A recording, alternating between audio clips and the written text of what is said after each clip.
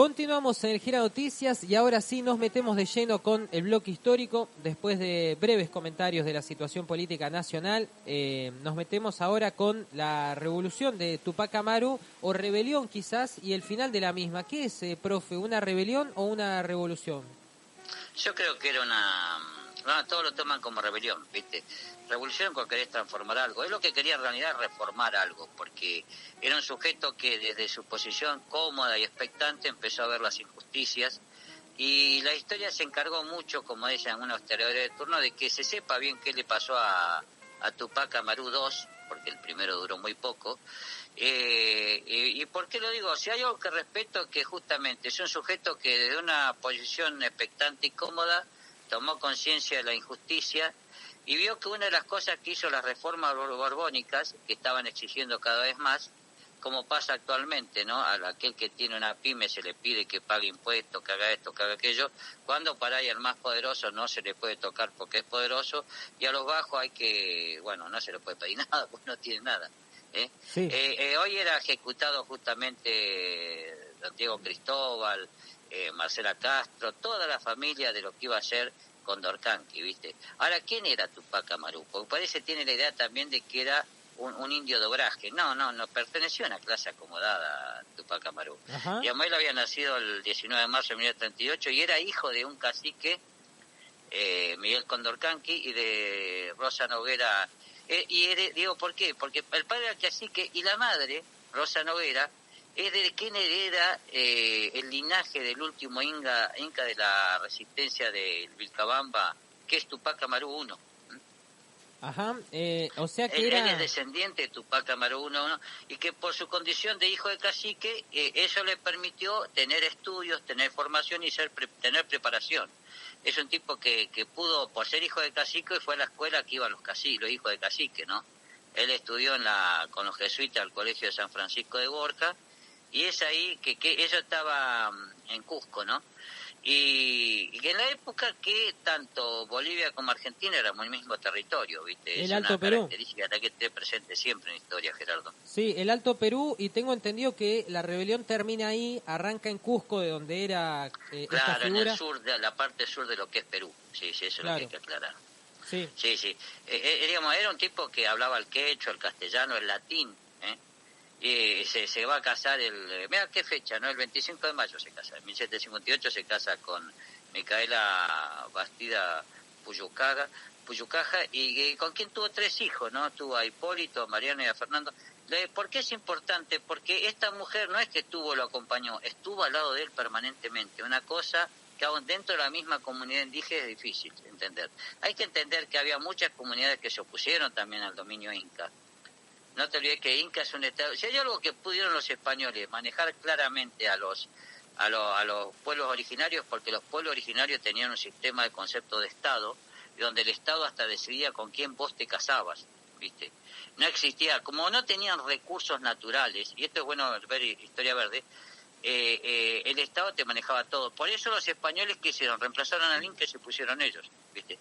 Claro. Pero el Condorcanqui va a tomar participación cuando recién muera su padre. Cuando muere el padre, él hereda el cargo de cacique de Tungazuca, de Pampamarca y Surimana, y además va a ostentar el título, vos fijate, Gerardo, Marqués de Oropesa, y él así es que se convierte es un rico comerciante, porque él, digamos, pero claro, es un rico comerciante que se encargaba de cubrir, tenía una posición económica poderosa, porque él cubría la ruta que iban desde el Río de la Plata, Gerardo, hasta el Callao. Tremendo. O sea, todo que embarcaba, desembarcaba, veía el contrabando, veía todo.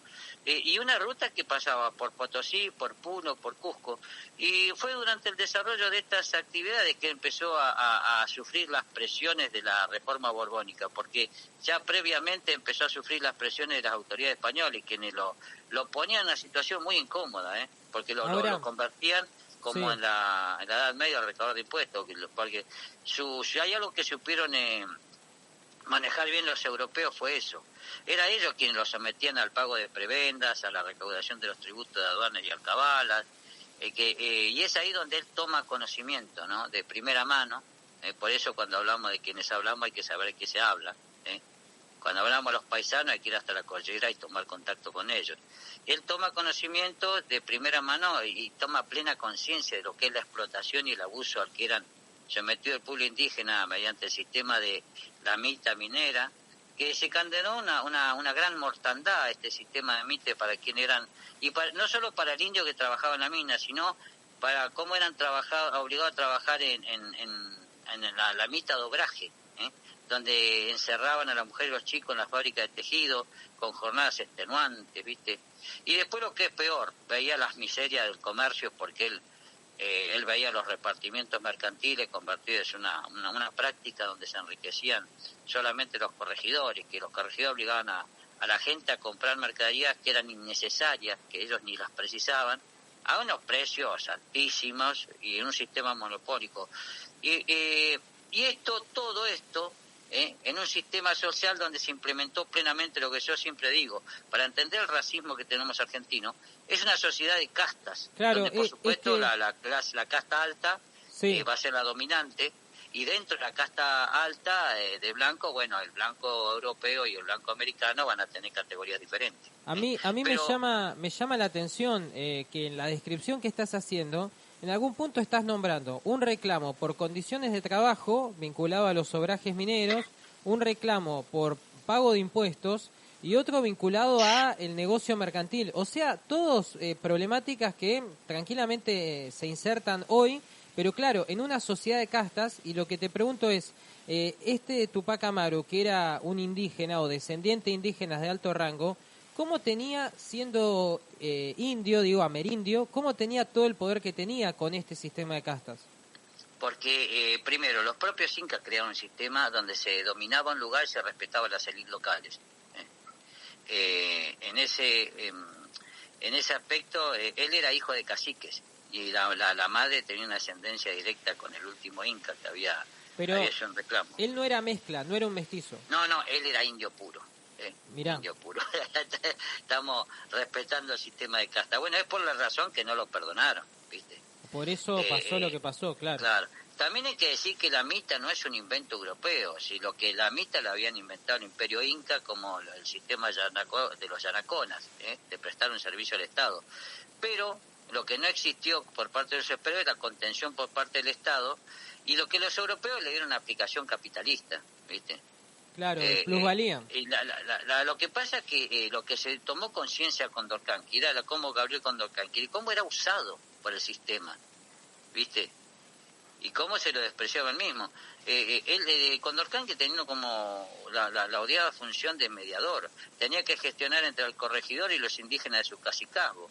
Y va a ser en 1776 que se va a poder ir todo. Cuando se crea, el año en que se crea el Virreinato del Río de la Plata y se quiere llevar a fondo las reformas borbónicas, es que decide presentar un reclamo. Se le ocurre a este indio presentar un reclamo ante el visitador José Antonio de Arreche, quien había llegado al Perú para aplicar estas nuevas medidas establecidas por la corona española, que era bajo el reinado, ¿viste?, de Carlos III, que son conocidas como las reformas borbónicas, ¿viste? Sí, 1776, y hasta ese entonces el virreinato eran dos virreinatos, de Lima para abajo. Sí, es el de Nueva España y el de Perú. Lo que se hace en 1776 el virreinato del Río de la Plata. Chile siempre fue una capitanía que dependía del Perú, sí. Y los otros virreinatos, que es lo que hoy conocemos como Colombia, Venezuela, Ecuador, ¿viste? Sí. Lo que sí hay que decir que la reunión que tuvieron en Lima Arreche lo que hizo fue el caso omiso de las denuncias de abuso y explotación presentadas por este cacique. Esto fue lo que motivó en 1780, ya a los 4 años nomás, la gran rebelión, ¿viste? Claro. Ya cuando él presenta todo eso, lo que hace Antonio de Arreche es recordarle el color de piel que tiene, ¿viste? Como diciéndole, por más que hables latín, por más que hables castellano perfectamente, mírate al espejo, ¿viste? Sí. Y después, ¿qué me estás pidiendo? Aparte había una gran hipocresía. ¿Qué es lo que pasa hoy con los americanos, ¿viste? Cuando dicen, no, pero la culpa son ustedes mismos, mirá lo que hacen. Los españoles lo que decían, dicen, no, el que los sometió al salvajismo fue el Inca, porque vos fijate lo que era el sistema de mita. Pero ellos utilizaron el mismo método. Sí, lo cual te hace reflexionar sobre ¿Dónde está? Y la gran diferencia entre el Inca y el europeo es que el Inca te daba de comer, te hacía prestar un servicio y te liberaba, ¿viste? Mientras que el europeo no te iba a liberar nunca más. Vos entrabas a la mina y vas a salir con los pies para adelante, y tu mujer y tus hijos tenían que ir a trabajar a los telares, donde se producían horas y horas de trabajo, bajo la presencia del capataz, también indio, igual que ellos, que ese es el gran problema. Yo por eso tengo un gran desprecio por aquellos que se hablan intermediarios, porque lo que tienen en la mano es el látigo del poder, ¿viste? Sí, sí, está bueno el ejemplo, sí. Y hay que entender una cosa, porque muchas veces se dice, no entienden de otra forma. Eso es mentira. Y eso lo escuché durante muchos años con mis colegas docentes. Dice, no, acá hay que tenerlo con mano dura. No, no sirve, imbécil. Sí. Dice, porque hay una frase, es bien claro, el que usa el látigo, Gerardo, es porque no sabe llevar las riendas. Repito, quien tiene que usar el látigo para controlar una situación social es porque nunca supo llevar las riendas, entonces nunca tuvo que haber agarrado las riendas. Tupac Amaru veía esta situación, veía estos...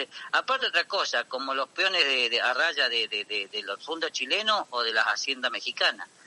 Les pagaban con productos que el indio ni los precisaba, Gerardo. Hay que entender una cosa, quien hoy reivindica la cultura boliviana no es la ropa del Inca, es la ropa que impuso antes de Carlos III, con ropas asturianas, porque decía, no puede estar vestido de esa manera estos malditos salvajes, me ofende su vestimenta. Entonces, la ropa que tiene el boliviano es la ropa europea. ¿En serio? Sí, la ropa que vos ves de la colla boliviana, ¿viste? Es una ropa impuesta por un mandato real. Dice, no quiero más gente con plumas pegadas al cuerpo. Se van a vestir como las campesinas asturianas, como los campesinos de distintas partes de España, no voy a aburrir con esto. Y es ahí donde toma la identidad. Como nosotros usamos la bombacha de campo, ¿por qué es un sobrante de la guerra de Crimea, Gerardo? Me parece bárbaro, es un pantalón extraordinario, cómodo y bárbaro para montar. Pero la bombacha de campo que reemplazó al chiripá gaucheco fue un sobrante de una provisión de mercadería que iban a ir a las tropas de la guerra de Crimea, que no sé cómo vino a parar acá. Y rápidamente tuvo un éxito extraordinario en las pulperías. Sí, ahora estoy con bombacha de campo, justo. Pero yo también las uso. Sí. Son mucho más cómodas y baratas que el jean. Porque encima una cosa, el jean te recuerda que estás gordo, la bombacha de campo sí, te acomoda el mondongaje para cualquier lado. Bueno, digamos, profe, en 1780 es que estalla la rebelión. ¿En dónde? Perdón por lo poco académico. Arranca en Cusco y empieza a bajar hasta el Alto Perú, y con éxitos, ¿en qué terreno? Digo, ¿en lo militar? Porque esto que eran batallas, ¿cómo funcionaba? Es un gran levantamiento masivo, es la estrategia empleada por Tupac Amaru, que es lo que desconfió mucho, Hay que entender que José Gabriel Condorcanqui inicia la rebelión en 1780 contra la dominación española, bajo el nombre que él cobra la identidad, él se autoproclama inca, autodeclarado inca, y se dice, yo soy descendiente de Tupac Amaru I por la línea materna, soy Tupac Amaru II, y si bien al comienzo seguía reconociendo la autoridad de la corona española, afirmando que su movimiento iba en contra del mal gobierno de los corregidores, como pasó en 1810, viva el rey, muera el mal gobierno, luego la rebelión va a llegar a convertirse en un movimiento que va a ser independentista. Su esposa, y acá hay una cosa importante, su esposa Micaela Bastida y toda la familia de él van a participar directamente en este desenlace de rebelión. El problema va a ser que el 4 de noviembre de 1780, esa le da a los que lo siguen un acto de justicia. Ajá. ¿Y él qué hace? Captura al corregidor de Tinta, que era Antonio Herrada, un viejo maldito y despreciable, que era un sujeto muy ideado por sus excesos, por sus abusos contra la población. ¿Y qué hace? Le da un premio a la población, donde lo ejecutan públicamente en Tungazuca, y encima lo hacen ejecutar en manos de un esclavo, de Antonio Oblitas, ¿viste? Sí.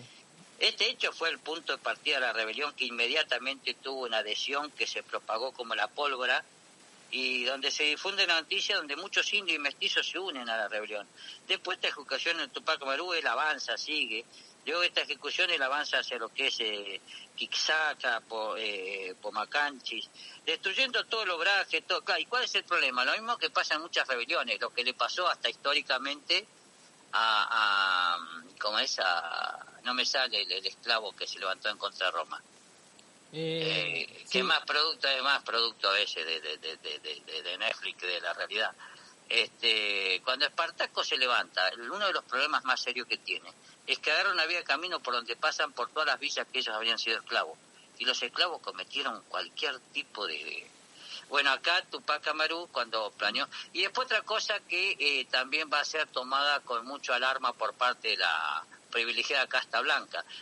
Tupac Amaru como planeó un golpe contra Antonio Arriaga, que era un corregidor de canas y canchis en la zona de lo que sería Tintas.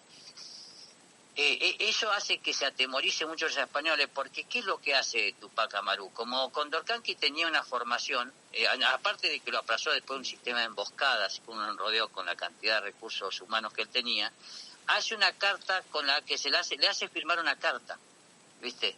Él hace una carta, es un tipo letrado, hace una carta y lo obliga a firmar a Antonio Arriaga un pedido de 22.000 pesos de un pedido de armamento, de mulas, de toda la logística y hasta de unos cuantos pesos, más de 20.000 pesos creo que le hace pedir, que es una cifra extraordinaria. Y como ahí le empezó a dar sustento económico a su sistema de alzamiento y posteriormente iba a conseguir más abastecimiento porque comienzan a confiscar productos de otros corregidores, ¿viste? Y bueno, cuando hace el enjuiciamiento es que va en Tungazuca, es que va a propagarse la rebelión. Eso es lo que está mostrando que hay una condición previa, por eso hay que tener mucho cuidado cuando se empieza a fomentar el odio, cuando uno ve lo que decíamos ayer, ¿viste? Lo que no entendieron del prócer Artigas y de este polémico Fructuoso Rivera. No hay que dejar resentimiento en el vencido. Eso sí. Tiene un efecto como el boomerang, ¿viste? Bueno, lo que pasó acá, años de sometimiento, años de abuso de la iglesia, de los blancos, de los corregidores, porque también se presenta muchas confusiones, Gerardo. A veces el indio con matar al corregidor ya dice, ya estamos. ¿Viste? Es que a veces, viste, suben, también hay comparaciones con los precios de los alimentos. Si suben los precios de alimentos hay un estallido, tan pronto los bajan la gente se calma. Como que el pueblo... No, pero yo lo que digo es esto, claro, organizar una matanza contra el chino del supermercado sí. No es la solución. No, es que a veces la gente está buscando como descargar la bronca más que una transformación estructural, ¿no? Pero la bronca ese se canaliza mal, porque claro. Con el que vos tratás todos los días es con el chino del barrio. Y no tiene la culpa el chino por ahí. Claro, este chino desgraciado encima que es raro. Bueno, en 1810 pasó con los españoles, en esta etapa pasa lo mismo con los capataces, los corregidores, y bueno, acá se comienza a convertir una rebelión en una revolución, ¿viste? Porque ya después de Condorcanqui se pone en contra de la dominación española. Y esto va a generar una inmediata adhesión, como hablamos ayer de cómo se unificó en el SEDA la derecha española por las reformas por las reformas de la República de Azaña. Bueno, acá pasó lo mismo, cuando se empezó a eliminar todo el sistema de producción, ¿viste? Cuando se entró a destruir todo lo que eran los obrajes, cuando se eliminó el tributo, cuando se eliminó la mina y las alcabalas, automáticamente tocaste el bolsillo, que es hasta donde llega la sensibilidad y la solidaridad de la gente, ¿viste? Claro. Y después lo que es más, en las haciendas, lo peor de todo es que se empezó a liberar a los negros, ¿viste? Y ahí comenzamos a tener problemas serios, ¿viste? O sea, fue no solo un levantamiento de indígenas, también había negros. Sí, no, pero eso no lo tenía, digamos, Condorcanqui no lo tenía en cuenta eso. Condorcanqui cuando llegaba, Tupac Amaru llegaba a un lugar y había, que se vaya, no, digamos, los afroperuanos, toda de hecho, Gerardo, la saya es música negra, ¿viste? Había mucha mezcla. Bueno, hoy los negros se hagan lo que quieran, quieren venir conmigo que vengan, que si no que se vayan. Pero claro. Bueno, esto en el blanco no tuvo la misma visión. Y es así como comienza a reorganizarse toda la casta blanca, que estaba en contra de estas medidas económicas, Gerardo, Sí, porque viste que a veces para que una rebelión triunfe y avance, necesitas que un sector de la clase dominante apoye.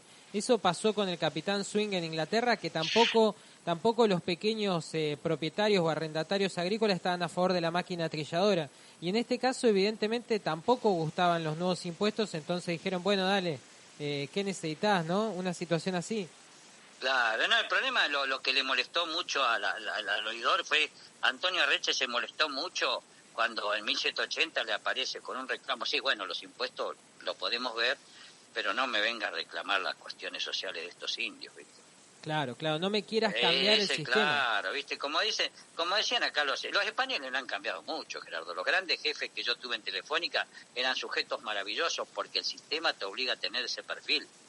No es que vos seas buena persona.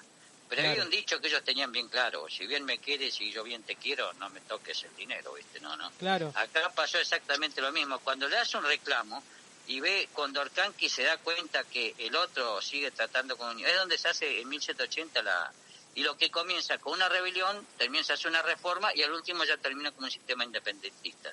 El primer antecedente que va a marcar un precedente muy fuerte en lo que va a ser después de 1810, ¿viste? Sí. 20 años después, 30 años después, va a ser una marca clara. Toda la emancipación de que hace Tupac Amaru II va a marcar permanentemente, por eso las marchas y contramarchas del sistema de independencia en toda Latinoamérica, porque tenían dos clases cosca bien claritas, la clase dominante: que no nos pase un Tupac Amaru que nos levanta a todos los indios, a ver si todavía se creen personas, y que no nos vaya a pasar lo de Santo Domingo, una rebelión de esclavos. O sea, ni los negros ni los indios. No seamos hipócritas. Todo el proceso independentista no tuvo en cuenta estos actores sociales. O sea, y cuando participó alguno... Vos me decías quién es la Liga. En la Revolución Francesa, Gerardo, lo hizo la clase burguesa. Sí. Y la clase burguesa de 23 millones que habían en Francia, solamente 250.000, 300.000 eran empresarios, que se cansaron de ser los que sostenían a una nobleza inútil, a una aristocracia inservible, a una curia parasitaria, y el rey, digamos, Luis XVI no podía hacer nada, porque a los nobles no los podía tocar, como hoy en día no podés tocar a las multinacionales porque son poderosos y hasta te pueden cambiar un gobierno. Sí. A la clase baja no se le podía pagar nada. Francia no podía pagar a los campesinos porque ya están muertos de hambre. Entonces, ¿dónde caían? En los productores de París, ¿viste? Y fue donde se unió la burguesía de Francia con el campesinado hambriento. Bueno, y es ahí donde estalla la revolución. Pero el campesinado puso el pecho, así como en nuestras guerras de independencia los negros pelearon con San Martín, y así como los indios... Ojo, ahí hay que separar las cosas. Los negros inmediatamente se adhirieron en Río de la Plata, no así en Nueva Granada. Sí, ahí en es Nueva distinto. Granada se pusieron del lado de los realistas, la gran mayoría. Acá inmediatamente toda la clase baja se hace revolucionaria, y no sé cómo se hace republicano en 20 años. Es una cosa que no lo puedo explicar, Gerardo. Es muy loco, sí. Es la idea de que lo que comienza: muera el mal gobierno, viva el rey. Todos los esclavos, por una sencilla razón: si nos metemos viene la libertad, ¿viste? Y a la vez no es también, Raúl, que no había tantos negros, como que diga, o sí había, pero era más personal doméstico que personal de latifundio. Sí, no, también era así, sí, eso es verdad, Gerardo, no había tanto. Capaz te arreglabas igual con un sí. par de negros menos, perdón decirlo así, pero... ¿Qué estás diciendo? No, pero digo, había no había tantos negros y éramos peores que los americanos, porque cuando el negro no nos servía, decía: che, fulano, sos libre. Y ahora acá, no sé, pues yo acá no te quiero más, ¿viste? Y lo terminabas volviendo a contratar por un sueldo miserable. No, ni eso, no. Cuando ya no te daba más jugo, terminaba de mendigo en las calles de Buenos Aires. Eso hay que decirlo, Gerardo. El afro-argentino se prestaba servicio, y cuando dejaba de prestar servicio le daba la libertad, que significaba arreglate como puedas, ¿viste? Existía la manutención, podía suceder que los otros negros libres juntaban dinero y te compraran la libertad, ¿viste? Pero si no el negro común argentino, que los teníamos y en cantidades, está bien, no teníamos la cantidad de lo que decís vos, eso es cierto, ¿viste? Sí, volviendo a Tupac Amaru y yendo al final de la rebelión, ¿hizo falta traer tropas de Europa, movilizar regimientos del Río de la Plata? No, porque inmediatamente todos los blancos se pusieron al servicio del odiado mediador y fueron eliminados. Lo mismo que pasó con Morelos en México, también, que ahí no. Digamos, Morelos era blanco, pero todos los que lo seguían eran indios, Sí. Y también que ese era un cura, que un día vamos a contar lo que era, pero bueno. Acá toda la expansión de la revolución va a llegar hasta lo que es el Alto Perú, de 1780 él y Micaela Bastidas, que va a estar al lado de él. Por eso se ejecuta toda la familia, Gerardo. A todos. Y va a haber, y después van a ser antecedentes, y acá sí voy a alimentar para satisfacer los pedidos del alumnado. Después las campañas que se van a dar después, cuando se quiere imitar esto, Usted sabe cómo lo ejecutaron a Tupac Amaru, todo el mundo lo sabe. Lo ataron, lo descuartizaron, vamos a decir la verdad. Sí. Pero después, cuando alguien lo quiso imitar, los que después vinieron, se les arrancó la piel con tenazas calientes, ¿viste? O sea, el ejemplar castigo, ¿viste? Diego Cristóbal Tupac Amaru, Ansolio Castelo siguieron fungando, digamos, porque no es que mataron a Tupac Amaru y se eliminó el problema, la rebelión siguió después, pero los líderes rebeldes que seguían este mártir van a ser atrapados y castigados. ¿Y por qué van a perder? Porque la clase blanca y dominante inmediatamente se va a broquelar como diciendo nada tenemos que ver con esto y van a entregar. Y después siempre hay, digamos, hay que decir al que lo entrega a Tupac Amaru es Santa Cruz, ¿viste? De una forma humillante. Pero lo que hay que reconocer que el discurso que manejaba, y de dónde sabemos todo lo de Tupac Amaru es del enemigo, no lo sabemos por boca de ellos. No hay fuentes propias de los indígenas. No, la fuente que toma, así como hoy en día, para saber todo lo que hizo el ejército argentino en la guerra malvinas, tenés que ir a los partes de guerra ingleses, que te lo está diciendo los ingleses, que podés esperar de ese relato. Sí. Lo que pasa es, bueno, aún así rescatás cosas que dices, la pucha, no fue tan así como nos contaron. Todos los historiadores que son relativamente serios coinciden en señalar que el trato al movimiento social más importante de la historia del continente colonial de la época española es este movimiento, ¿viste? Hasta los más acérrimos hispanistas admiten que el imperio corrió un serio riesgo de desaparecer con este levantamiento, ¿viste?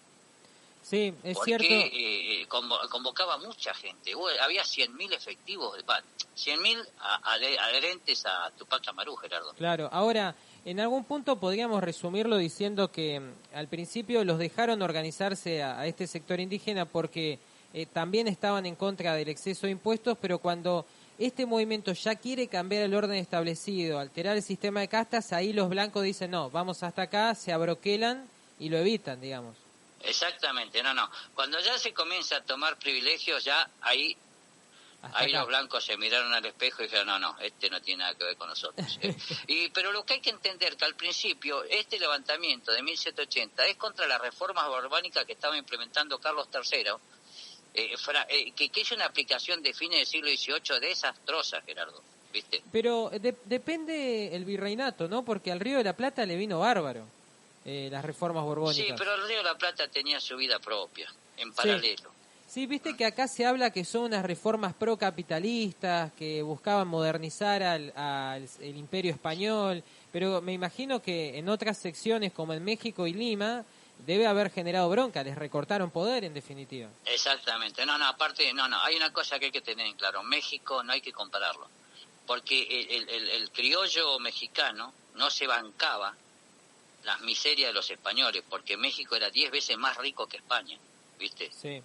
Y decía, ¿por qué tengo que mantener estos parásitos peninsulares que encima, ahora, me tienen que venir a gobernar ellos? Imagínate que saquen uno por ahí se puede quejar de Mariano Orsini, pero no por eso voy a soportar que la reta me mande un gobernador a Buen Chubut. Así es fácil. Sí. Que no, te voy a hacer más claro. No voy a permitir que este kurda que tengo de turno me mande un porteño a gobernar Chubut. Así de fácil, Gerardo, así de fácil es la cosa. Las reformas borbónicas lo que hicieron fue no respetar el poder de las élites locales con todos sus privilegios. Cuando se hace la revolución, 1780 es el paso previo a lo que va a ser después todo el proceso, el primer antecedente, ¿viste?, de emancipación, ¿viste? Bueno, profe, te propongo una pausa y vamos a charlar un poco sobre la batalla de Bailén. Sí, ya que estamos, sí.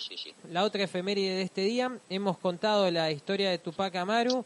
Aclaremos que para nosotros nos toca la fibra sensiblera porque uno de los oficiales más brillantes del ejército español era nuestro, ¿viste? Y una cosita más de Tupac Amaru. Entonces, ¿lo descuartizaron a su familia también o simplemente horca, fusilamiento? Mirá que estoy preguntando. Bien, alumno, bien, tomen nota. A Tupac Amaru lo descuartizaron, a toda la familia la ejecutaron, y todo lo que se sabe de Tupac Amaru está dicho hasta por el verdugo, ¿viste? Bien. Porque lo que te muestra es este sujeto es una templanza y una personalidad extraordinaria. La famosa frase que se rescata cuando dice, tiene algo que decir sobre este culpable, y dice, acá los culpables somos los dos, yo por permitir eso y usted por lo que estuvo haciendo. ¿Viste? ¿Cómo será esta cosa que los que rescatan y dignifican al enemigo es el propio enemigo? ¿Viste? Porque el que dice esto es el verdugo, Gerardo. Claro, ¿Viste? el verdugo Un habla tipo bien. acostumbrado a matar sin culpa ni molestia, todo tipo de ejecución, de repente ve que las consecuencias de estas reformas barbónicas, que la creación del Virreinato de la Plata se perjudicó seriamente, ¿viste?, en este aspecto, pero ¿cómo será que el propio enemigo exalta a un indio? Sí. Porque estas son las cosas que hay que entender. Algún mérito tenía, evidentemente. Exactamente, alguna virtud tenés que tener para que vos en la historia prevalezca, porque demostrás una personalidad y una sabiduría que no se podía esperar de un indio, ¿viste? Sí. Bueno, profe, hacemos pausa y un poquito de batalla de Bailén, 12:27. Vamos a sablear un poco. A sablear un poco, exacto. Si usted desea publicitar o promocionar su producto, comercio o servicio en el Gira Noticias, comuníquese al 0297-411-4990 o a través de nuestro Instagram, @elgiranoticias. Con gusto resolveremos sus dudas e inquietudes y le brindaremos la solución que está necesitando. Este es el programa de P3 Producciones 3, promueve ventas en radio y TV, su departamento radio. El Gira Noticias, sin dudas el punto donde habita la información. Y un día como hoy, pero si no me equivoco, en 1808 se daban la viaba, un mucho más que eso, por supuesto, allí en Bailén, en territorio español, tropas francesas, tropas españolas. El profe nos va a contar un poco y ahí estaba San Martín defendiendo los colores de el león español. Digo, no los nuestros, sino los de España. Raúl, ¿qué? Claro, sí, claro, gracias por aclarar. San Martín, ante todo, San Martín, él y los hermanos eran todos oficiales españoles del ejército, y no iba a ser la primera batalla. Ya habían peleado contra los africanos, contra los árabes, habían peleado contra los franceses, los ingleses. Lo que pasaba con esto, bueno, que contexto de la época, 1808, somos aliados de Francia. Francia hace bloqueo continental contra Gran Bretaña y Portugal no le hace caso. Entonces, como éramos aliados, le pide el emperador Napoleón, le dice, ¿puedo pasar por España para castigar a estos portugueses? Los españoles dicen, sí, cómo no, estos lusitanos merecen un escarmiento. Pero ¿qué pasa? Cuando empiezan a pasar, empiezan a ocupar todas las ciudades de España. Ajá. Entonces ya y lo que es más, lo que se entera el pueblo es que Napoleón no solamente estos están ocupando, estos franceses están ocupando el pueblo, sino que nuestro rey, nuestro benemérito rey, nuestra excelentísima majestad, está detenido en Bayona. Ese es el tema. Ese es el tema, esa es la propaganda. En realidad no es así, digamos. Fernando VII y Carlos el padre estaban muy cómodos con su detención. Entonces sucede que ahí ya pasan a ser, y ahí es donde aparece la guerra de la independencia española. Sí. Y la batalla de Bailén va a ser importante porque en 19 de julio de 1808, bajo condiciones muy adversas, de mucho calor, de 50 grados de temperatura, es que se libra una batalla y se muestra que la armada invencible en tierra de los franceses se le podía ganar. ¿Por qué? Porque se enfrentan. Hay que entender una cosa. Había 20. Vos decís bien la cantidad de tropas, porque son más de 20.000 efectivos de lado, ¿no? El general Dupont tenía 21.000 soldados al mando de él, y el lado español tenía 27.000 a la orden de Teodoro Reding, que era, digamos, teníamos 2 comandantes extranjeros en España. ¿De qué lugar, perdón, cada uno? No sé si Suizos, sí. Y digamos, Teodoro Reding era un militar, es héroe, pero era Teodoro Reding von Bismarck, era de otra, no era, digamos, era extranjero, era no puedo acordar de qué pueblo era, pero era un sujeto que no era español, ¿viste? Pero sí mandaba, era suizo, ¿viste? Claro. En la época que Suiza no tenía Suiza hasta el día de hoy tiene cantones, Gerardo. Y bueno, y va a ser esta nacionalidad, y esto es lo que va a dar una... lamentablemente hay que decir la verdad, Gerardo, vamos a contar el final. La batalla de Bailén, contada por los propios historiadores españoles, tuvo la gloria de que se batieron en el campo de batalla 21.000 soldados franceses más y 25.000 españoles, pero que no eran ejércitos profesionales. La batalla, cuando comienza el avance de las tropas, lo que trata de hacer Dupont es replegarse del territorio de estos levantamientos, trata de retirarse de la zona de Castilla, pasar por un desfiladero, que tiene un nombre muy cómico, el desfiladero de Peñaperros, que se llama, y bueno, las tropas del general del ejército español se establecen en Bailén. Ahí aparece una figura muy importante que va a ser San Martín, José Francisco de San Martín, comandante oficial al mando de las tropas del ejército español, y van a estar formadas por lo que hace este general suizo, este militar suizo, es organizar un ejército, pero los 25.000, porque uno tranquilamente lo primero que dice es el número, no eran soldados profesionales como era la tropa española, Gerardo. La gran mayoría eran campesinos, y la gran mayoría eran toreros, porque se trabajaba mucho en la cría de toros de lidia. Entonces, básicamente peleaban con el sablecito del torero y con... Sí, no, peleaban especialmente con la lanza que se utiliza, no le conozco el nombre, pero con la lanza que se utiliza para desjarretar al animal, ¿viste? Claro, y sin escudo, bastante desguarnecido. No, lo que hay que reconocer, la parte preliminar hay que decir que, bueno, ya preso Fernando VII, la Junta de Sevilla y Granada ordena el dispositivo para enfrentar a esta tropa, y como acá entra, digamos, el general Castaños, y que por su parte también todo Renning, comienzan a hacer un trabajo de reclutamiento de un ejército para enfrentarse, y acá se va a encontrar entre Renning, va a tener el regimiento suizo número 3, que es una tropa bastante armada, que venía de la provincia de Granada. El reclutamiento masivo fue un reclutamiento de tropas formada en Andalucía, unos 17.000 efectivos, para que te des una idea, de la cual no eran soldados profesionales, no eran como el ejército francés, sino eran, repito, campesinos, y la mayoría ni siquiera campesinos, sino sujetos que trabajaban la cría de ganado para la tauromaquia, ¿viste? Ajá. Entonces... Y bueno, el plan de Saavedra Castaño y el plan de Porzuna eran características distintas de combate. El error que comete el general Dupont es meterse por este desfiladero, creer que hacer un mal análisis del lugar. Cuando se empiezan a cruzar Despeñaperros, es un posicionamiento erróneo que tiene el general, y trata de cargar por el medio de esta unidad. Acá surge un tipo que se va a destacar, digamos, hay yo siempre me quejo que no tuviéramos una épica, ¿no?, en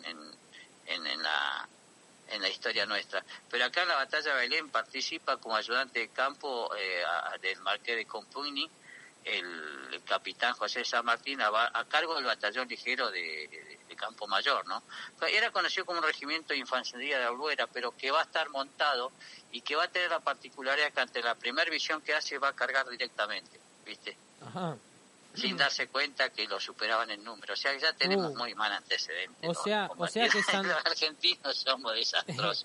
O sea, San Martín básicamente peca de confiado, se manda, y era más gente de la que él creía, y por eso termina herido, ¿o cómo le va? No, él no va a ser herido nunca en combate, él solamente fue herido en un asalto.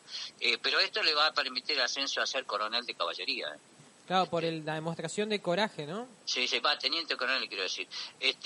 El dispositivo de esta lucha, acá los héroes reales y formales y auténticos de la lucha, hay que pensar que se va a librar una batalla con 21.000 efectivos de un lado, 25.000 del otro.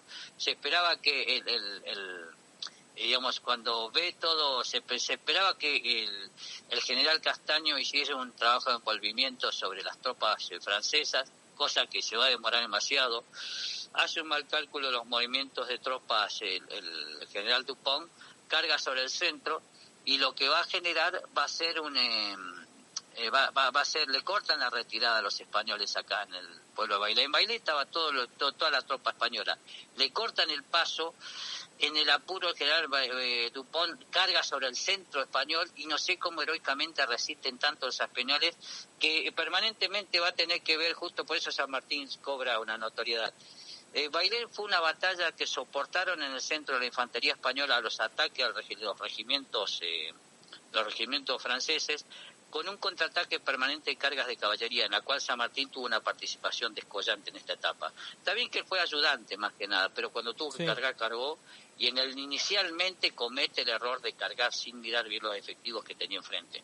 Y encima no saber que estaba cargando contra dragones, no estaba cargando contra una caballería común y vulgar, ¿viste? Claro, igual aprendió mucho de esto, porque después la característica de San Martín va a ser la estrategia, el cálculo, la previsión.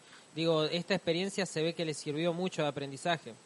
Bueno, cuando él le piden que haga un grupo de regimientos a caballo, porque no teníamos en el Río de la Plata formación profesional para la guerra, él lo que usa va a ser la caballería maniobrera que vio de Napoleón, va a ser el sistema de... Muchos le critican copiar el modelo de Paminondas reforzando el oblicuo derecho, y lo que realmente va a mostrar es una capacidad de sistema envolvente y de carga cerrada, si es necesario reforzarla.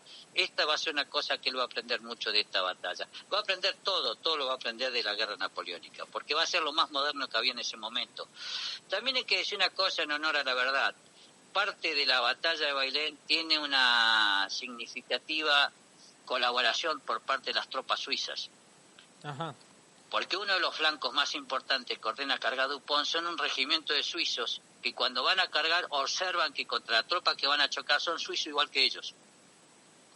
Y se niegan, la tropa de Dupont, este regimiento se niega a avanzar sobre ese lado. Si no, hubiera quebrado el flanco izquierdo de la tropa española. Ah, sí, que hay un poco de fortuna tuvieron. Sí, hay que entender que acá se están moviendo unos movimientos de tropas extraordinariamente numerosos, ¿viste? Sí. Y los héroes el auténtico héroe acá van a ser los burros, las vasijas de barro. Esa es una visión nueva de la batalla de Bailén. La batalla de Bailén se lo conmemora todos los años. Los historiadores han sido muy duros y se fue lo peor que nos pasó, porque fue la única batalla que le ganamos en campo abierto a los franceses. Los franceses sufrieron un gran desprestigio de que se los podía vencer en batalla campal, pero las consecuencias va a ser que después nunca más es el único partido que ganamos en el campeonato, Gerardo. Claro, ¿y es la primera derrota del ejército de Napoleón? ¿O ya? Es la primera derrota. Bailén va a ser la primera derrota que se le va a dar a la fuerza invencible del ejército napoleónico. Claro, porque la campaña a Rusia es después. Claro, sí, no, y ahí van a entrar a jugar a una subestación de la cadena de suministros. Acá sí. No, acá es una ocasión plura y exclusivamente bélica. Claro, esto acá es una cuestión de batalla nomás. Acá lo que demuestra Castaño, Rendy, Malet, es la participación de un sistema de maniobra envolvente de ataque y contraataque que va a tener el ejército de las tropas de caballería españolas. Que es más, el repliegue de la tropa francesa se va a lograr gracias a la colaboración de los dragones de caballería franceses, si no podían replegarse. Y que uno de los flancos más importantes que había mandado a cargar Dupont, los regimientos suizos, no quisieron hacerlo, porque observaron que iban a chocar también con tropas suizas como ellos, y ahí entran a jugar las pasiones personales, ¿no? Bueno, profe, gracias por esta charla de Bailén, entendido el asunto. Déjame contar la realidad también. Ganamos la batalla, pero lo que conseguimos fue que se echó toda la tropa francesa de España, y después Napoleón volvió, ¿viste? Pero volvió con 250.000 efectivos, y válgame Dios la que pasaron después. Claro, después fue una permanente masacre. Como los All Blacks después de la vez que les ganó los Pumas el siguiente partido. El único partido que le ganamos a los neozelandeses, después terminamos limpiando el césped de la cancha durante todos los partidos. 57-0 fue una paliza. Una locura. No, lo que sí hay que nombrar que la carga de San Martín, bueno, él en realidad fue ayudante de campo, pero en un momento determinado ordena una carga que va a ser notable, ¿viste? Y va a dejar una impresión muy fuerte. Y eso va a ser y los auténticos héroes van a ser las mujeres Eso lo dice la arqueología hoy en día. La arqueología ha demostrado la cantidad de vasijas de agua que se encuentran, porque había 50 grados de temperatura, Gerardo. Entonces, la tropa española tenía toda la gente a favor de ellos, porque eran españoles como ellos en Bailén. Y todas las mujeres y todos los chicos, porque acá peleó hasta el gato, ¿viste? Empezaron a sacar los burros, las vasijas de agua y abastecer de agua a la tropa. Sí. Cosa que no así le pasaba a los franceses, ¿viste? Claro, y ahí sacaron una ventaja. Hay una escena que yo no la voy a comentar por una cuestión buen gusto, que es donde una mujer le asiste con... Tendría que haber un monumento a los burros españoles, porque son los que llevaron las vasijas de agua y a las mujeres que abastecieron de agua a la tropa española, ¿viste? Fundamental para entender. Sí, son 50 grados de temperatura, Gerardo. Hay que pelear en esta fecha, ¿viste? Profe, gracias, que tengas buena semana y nos reencontramos el lunes que viene. Que tengas un buen día, Gerardo, y buen fin de semana.